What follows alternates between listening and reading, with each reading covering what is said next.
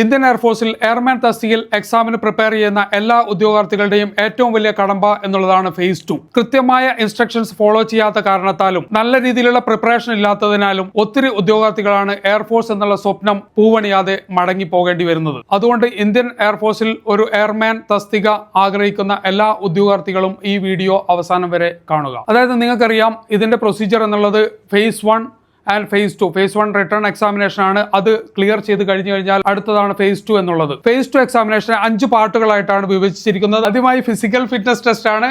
അടുത്തതായി adaptability test 1. Adaptability test 1-ൽ SRT ആണ്, അതായത് സിറ്റുവേഷൻ റിയാക്ഷൻ ടെസ്റ്റ്. SRT നിങ്ങൾ ക്ലിയർ ചെയ്യുകയാണെങ്കിൽ അടുത്ത അഡാപ്റ്റബിലിറ്റി ടെസ്റ്റ് ആണ്. ഗ്രൂപ്പ് ഡിസ്കഷന് വേണ്ടി നിങ്ങളെ വിളിക്കും. അഡാപ്റ്റബിലിറ്റി ടെസ്റ്റ് 2 നിങ്ങൾ ക്ലിയർ ചെയ്യുകയാണെങ്കിൽ നിങ്ങളുടെ ഡോക്യുമെന്റേഷൻ പ്രൊസീജിയേഴ്സ് ഉണ്ടാവും. അത് കഴിഞ്ഞ് നിങ്ങൾക്ക് മെഡിക്കലിന്റെ ഒരു ഡേറ്റ് തരുവാണ്. ആ മെഡിക്കലായിരിക്കും. മെഡിക്കൽ പാസ്സായി കഴിഞ്ഞാൽ നിങ്ങൾക്ക് പ്രോപ്പർ ഡോക്യുമെന്റേഷൻ, അത് ബാക്കി റിമൈനിങ് ഡോക്യുമെന്റേഷൻസ് നടക്കുന്നതായിരിക്കും. ഇതിലൊന്നാമതായി വരുന്നതാണ് ഫിസിക്കൽ ഫിറ്റ്നസ് ടെസ്റ്റ്. നിങ്ങൾക്ക് 1.6 കിലോമീറ്റർ റൺ ഉണ്ടാകും. അതായത് ആർമിക്ക് വേണ്ടി പ്രിപ്പയർ ചെയ്യുന്നവരായാലും നേവിക്ക് വേണ്ടി പ്രിപ്പയർ ചെയ്യുന്നവർക്കൊക്കെ 1.6 കിലോമീറ്റർ റണ്ണാണ് ഉണ്ടാകുന്നത്. പക്ഷേ ഇതിൻ്റെ മാക്സിമം ടൈം വരുന്നത് മെയിൽ കാൻഡിഡേറ്റ്സിന് 7 മിനിറ്റും അതായത് ഫീമെയിൽ കാൻഡിഡേറ്റ്സിനും 8 മിനിറ്റും. ധാരാളം സമയം നമുക്ക് കിട്ടാറുണ്ട് ആർമിയെ അപേക്ഷിച്ച് കഴിഞ്ഞാൽ. അടുത്ത ഇവന്റ് ആയിട്ട് വരുന്നതാണ് നിങ്ങളുടെ പുഷപ്പ്. 1 മിനിറ്റിനുള്ളിൽ 10 പുഷപ്പാണ് നമ്മൾ എടുക്കേണ്ടത്. അത് ആൺകുട്ടികൾക്ക് മാത്രമാണ്. പുഷപ്പ് കഴിഞ്ഞ് ചെറിയൊരു ബ്രേക്കിന് ശേഷം നിങ്ങൾക്ക് സിറ്റപ്പ് ആണ്. സിറ്റപ്പ് വരുന്നത് 1 മിനിറ്റിൽ 10 സിറ്റപ്പാണ് വേണ്ടത്. അത് ആൺകുട്ടികൾക്കും പെൺകുട്ടികൾക്കും നിർബന്ധമായിട്ട് ഉണ്ടാവുന്നതാണ്. അടുത്ത ലാസ്റ്റ് ആയിട്ട് വരുന്നതാണ് സ്ക്വാട്സ്. 1 മിനിറ്റിൽ 20 സ്ക്വാട്സ് ആണ് മെയിലിന് വരുന്നത്, 15 സ്ക്വാട്സ് ആണ് ഫീമെയിലിന് വരുന്നത്. അടുത്ത ഏറ്റവും വലിയ കടമ്പയാണ് നിങ്ങളുടെ OMR, അതായത് അഡാപ്റ്റബിലിറ്റി ടെസ്റ്റ് 1. SRT എന്ന് പറയുന്നത് സിറ്റുവേഷൻ റിയാക്ഷൻ ടെസ്റ്റ്. അതായത് നിങ്ങൾ ഒരു സിറ്റുവേഷനിൽ എന്താണോ അതിൻ്റെ നിങ്ങളുടെ പ്രതികരണം എന്നുള്ളതാണ് ഏറ്റവും ഇമ്പോർട്ടൻ്റ് ആയിട്ടുള്ള കാര്യം അതിൽ വരുന്നത്.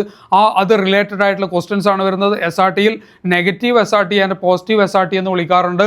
അപ്പോൾ നെഗറ്റീവ് SRT ക്വസ്റ്റ്യൻസും വരാറുണ്ട്, പോസിറ്റീവ് ടൈപ്പുള്ള ക്വസ്റ്റ്യൻസ് വരാറുണ്ട്. ഇൻ അഡീഷൻ അതിൻ്റെ സൈക്കാട്രിക് പരമായിട്ടുള്ള കുറച്ച് ക്വസ്റ്റ്യൻസും കൂടി അതിൽ ഇടാവാറുണ്ട്. അതുകൊണ്ട് നിങ്ങൾക്ക് 35 ക്വസ്റ്റ്യൻസ് ആണ് ഉണ്ടാകുന്നത്. ആ 35 ക്വസ്റ്റ്യന് 30 മിനിറ്റ് ആണ് നൽകുന്നത്. നെഗറ്റീവ് SRT എന്ന് ഞാൻ നേരത്തെ പറഞ്ഞു കഴിഞ്ഞു. നെഗറ്റീവ് SRT മീൻസ് നമുക്ക് നെഗറ്റീവ് കാര്യങ്ങൾ നമ്മുടെ ക്വസ്റ്റ്യനായിട്ട് വരുന്നതായിരിക്കും. അതിൽ ഏറ്റവും കുറഞ്ഞ നെഗറ്റീവ് ഏതാണോ അതാണ് നമ്മൾ ടിക്ക് ചെയ്ത്, അതായത് ബബിൾ ചെയ്യേണ്ടത്. ഈ ഫേസ് 2-ൽ ഏറ്റവും അധികം പേർ ഔട്ടാവുന്ന, അതായത് പുറത്തു പോകേണ്ടി വരുന്ന ഒരു സിറ്റുവേഷൻ വരുന്ന OMR ഷീറ്റ് വളരെ പ്രോപ്പറായിട്ട് ഫിൽ ചെയ്യാൻ അറിയാത്തതിൻ്റെ ഒരു കാരണം കൊണ്ടാണ്. അതായത് നമ്മുടെ കാൻഡിഡേറ്റ്സ് നെയിം ആയിക്കോട്ടെ അല്ലെങ്കിൽ ബാക്കിയുള്ള പാരന്റ് നെയിം ആയിക്കോട്ടെ ബാക്കിയുള്ള എല്ലാ ഡീറ്റെയിൽസും റോൾ നമ്പർ ആയിക്കോട്ടെ അത് വളരെ പ്രോപ്പറായിട്ട് നമ്മൾ ഫില്ല് ചെയ്യാതിരുന്നു കഴിഞ്ഞാൽ നമ്മളത് പുറത്തു പോകേണ്ടി വരും, നമ്മൾ ഔട്ടാവും. കാരണം പുതിയ ഒരു OMR ഷീറ്റ് നിങ്ങൾക്ക് നൽകുന്നതല്ല. അത് പ്രോപ്പർ ഫില്ല് ചെയ്യേണ്ട രീതികൾ ഇവിടെ കൊടുത്തിട്ടുണ്ട്. ഇതിൽ ഇൻസ്ട്രക്ഷൻസ് പറഞ്ഞിട്ടുണ്ട്. കറക്റ്റ് ഫില്ല് ചെയ്യുന്ന രീതി ഇതാണ്. അതായത് ഫുള്ളായിട്ട് നിങ്ങൾ ബബിൾ ചെയ്യണം ഇതിൻ്റെ സർക്കിളിനുള്ളിൽ തന്നെ. അതായത് നിങ്ങൾ പാർഷ്യലി ബബിൾ ചെയ്ത് കഴിഞ്ഞാലും നിങ്ങൾക്ക് യോഗ്യത ഉണ്ടാവില്ല. അതായത് നിങ്ങളുടെ ആൻസർ തെറ്റായിരിക്കും. അതായത് ഇതുപോലെ ടിക്ക് മാർക്കുകളും ചെയ്യാൻ പാടുള്ളതല്ല. അടുത്തതായി നിങ്ങൾ SRT ക്ലിയർ ചെയ്ത് കഴിഞ്ഞാൽ അടുത്ത വരുന്നതാണ് നിങ്ങളുടെ അഡാപ്റ്റബിലിറ്റി ടെസ്റ്റ് 2 എന്നുള്ളത്. അതായത് GD എന്ന് പറയും. അതിനെ ഗ്രൂപ്പ് ഡിസ്കഷൻസ് എന്ന് വിളിക്കാറുണ്ട്. അതായത് 15 മുതൽ 20 പേരടങ്ങുന്ന ഒരു ഗ്രൂപ്പായിട്ടായിരിക്കും നിങ്ങളെ തിരിക്കുന്നത്. ഇതുപോലെ ഏകദേശം ഇതേ രൂപത്തിലാണ് ഉണ്ടാവുന്നത്. അവിടെ ആദ്യമായിട്ടുള്ള പ്രൊസീജിയർ വരുന്നത് content distribution and reading 5 minute തരുന്നതാണ്. നിങ്ങൾക്ക് ഇതുപോലെയുള്ള ഫെയർ ഷീറ്റും അതുപോലെ തന്നെ റഫ് ഷീറ്റും നിങ്ങൾക്ക് ഡിസ്ട്രിബ്യൂട്ട് ചെയ്യും. ആ ഫെയർ ഷീറ്റിൽ നിങ്ങൾ നിങ്ങളുടെ ആർട്ടിക്കിൾ പ്രോപ്പറായിട്ട് എഴുതുക. അതിന് മുന്നേ തന്നെ നിങ്ങൾക്ക് ഒരു റഫ് ഷീറ്റ് തരും. ആ റഫ് ഷീറ്റ് തന്നു കഴിഞ്ഞാൽ 5 മിനിറ്റുള്ള ഒരു ഓഡിയോ ക്ലിപ്പ് നിങ്ങളെ കേൾപ്പിക്കും. അതിൽ നിങ്ങൾ റഫ് ഷീറ്റിൽ നിങ്ങളുടെ കണ്ടന്റുകൾ നിങ്ങളുടെ പോയിന്റ് വൈസ് നിങ്ങൾ എഴുതിയെടുക്കുക. അത് കഴിഞ്ഞ് കഴിഞ്ഞാൽ നിങ്ങൾക്ക് 5 മിനിറ്റ് മുതൽ 10 മിനിറ്റുള്ള സമയം തരും. അതിൽ നിങ്ങൾ എന്ത് ചെയ്യുക, ഫെയർ ഷീറ്റിലേക്ക് ആർട്ടിക്കിൾ പ്രോപ്പറായിട്ട് എഴുതാൻ തുടങ്ങും. ഇവിടെ നിങ്ങളെ ഇൻട്രൊഡക്ഷൻസ്, നിങ്ങളുടെ പേരും നിങ്ങളുടെ ബാക്കിയുള്ള ഡീറ്റെയിൽസ് ഫില്ല് ചെയ്ത് കഴിഞ്ഞാൽ നിങ്ങൾക്ക് ആദ്യം ഇവിടെ തന്നെ ഹെഡിങ് വരും, അതിൻ്റെ കണ്ടന്റ് ഹെഡിങ് വരും. അത് കഴിഞ്ഞ് കഴിഞ്ഞാൽ നിങ്ങൾ അതിൻ്റെ ഇൻട്രൊഡക്ഷൻസ് അതായത് ഒരു ആർട്ടിക്കിൾ എഴുതുന്ന രീതിയിൽ തന്നെ എഴുതേണ്ടതാണ്. ഇൻട്രൊഡക്ഷൻ, അതായത് പിന്നെ ബോഡി വരുന്നതാണ്, ലാസ്റ്റ് കൺക്ലൂഷൻ എഴുതുക. ഇത്രമാത്രം ഇതിനുള്ളിൽ തന്നെ അത് കംപ്ലീറ്റ് ചെയ്യേണ്ടതാണ്. ഇത് ചെയ്തു കഴിഞ്ഞാൽ അവരത് കളക്ട് ചെയ്യുന്നതായിരിക്കും. ആ കളക്ട് ചെയ്ത് കഴിഞ്ഞാൽ നിങ്ങൾക്ക് നരേഷൻ പാർട്ട്, അതായത് നരേഷൻ പാർട്ട് എന്ന് വിളിക്കും അതിനെ. നിങ്ങൾക്ക് നിങ്ങളുടെ സെൽഫ് ഇൻട്രൊഡക്ഷനും പ്ലസ് ടോപ്പിക്കിന്റെ ഒരു നരേഷനും 1 മിനിറ്റ് സമയമാണ് തരുന്നത്. അതിൽ നിങ്ങൾക്ക് സെൽഫ് ഇൻട്രൊഡക്ഷൻ എന്നുള്ളത് 30 സെക്കൻഡും അത് കഴിഞ്ഞ് നിങ്ങൾ ടോപ്പിക് നരേഷൻ എന്ന് പറയുക, ആ ടോപ്പിക്കിനെ പറ്റി നല്ല രീതിയിലുള്ള ഒരു നരേറ്റ് ചെയ്യേണ്ടതാണ്. അതിന് നിങ്ങൾക്ക് 30 സെക്കൻഡുമാണ് തരുന്നത്. നരേഷൻ പാർട്ട് കഴിഞ്ഞ് കഴിഞ്ഞാൽ നിങ്ങൾക്ക് ഗ്രൂപ്പ് ഡിസ്കഷന് വേണ്ടി നിങ്ങളെ വിളിക്കും. അത് 5 മുതൽ 10 മിനിറ്റ് വരെയാണ് ഗ്രൂപ്പ് ഡിസ്കഷൻ നീണ്ടു നിൽക്കുന്നത്. ആ ടോപ്പിക്കിനെ പറ്റി നമ്മൾ ഡിസ്കസ് ചെയ്യാണ് വേണ്ടത്. അത് ഓഫീസർ കറക്റ്റായിട്ടുള്ള ഇൻസ്ട്രക്ഷൻസ് പാസ് ചെയ്യും. ആ രൂപത്തിൽ നിങ്ങൾ ഇൻസ്ട്രക്ഷൻസ് ഫോളോ ചെയ്യണം. അത് ഗ്രൂപ്പ് ഡിസ്കഷനിൽ പാർട്ടിസിപ്പേറ്റ് ചെയ്യണം.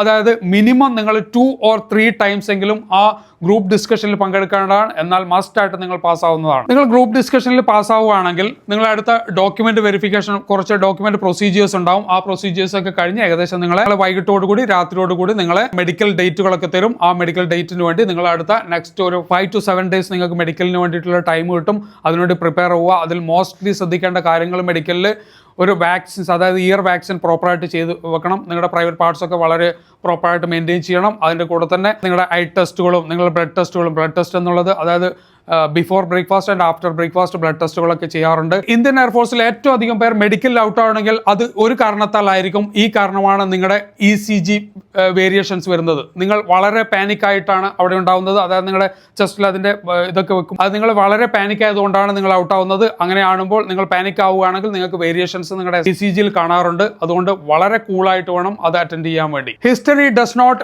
Repeat but it does instruct എന്ന് പറയാറുണ്ട്. അതായത് ചരിത്രം ഒരിക്കലും പുറകിലേക്ക് വരില്ല, പക്ഷേ നമുക്ക് അതിന്റെ കുറെ ഇൻസ്ട്രക്ഷൻസ് നമുക്ക് അതിന്റെ കിട്ടാറുണ്ട്. അതുകൊണ്ടാണ് ഇന്ത്യൻ എയർഫോഴ്സിലേക്കും പറയുന്നത് പ്രോപ്പറായിട്ടുള്ള ഇൻസ്ട്രക്ഷൻസ് നമ്മൾ ഫോളോ ചെയ്യുകയാണെങ്കിൽ ഒരിക്കലും നമ്മൾ ഫെയിൽ ആവില്ല, മടങ്ങി വരേണ്ട ഒരാവശ്യം വരില്ല. അതായത് നിങ്ങൾ എയർഫോഴ്സിന് വേണ്ടി തയ്യാറാകുന്ന ഒരു ഉദ്യോഗാർത്ഥിയാണെങ്കിൽ തീർച്ചയായും phase 2 കൂടി പരിഗണിക്കുക. പ്രിയപ്പെട്ട ഉദ്യോഗാർത്ഥികളെ, ഏറ്റവും മികച്ച ക്ലാസ് ആണ് നിങ്ങൾ ആഗ്രഹിക്കുന്നതെങ്കിൽ, ഏറ്റവും മികച്ച phase 2 ഇൻസ്ട്രക്ഷൻസ് ആണ് നിങ്ങൾ ആഗ്രഹിക്കുന്നുണ്ടെങ്കിൽ തീർച്ചയായും ഡ്രോൺ അക്കാഡമിയുടെ ഭാഗമാകുക.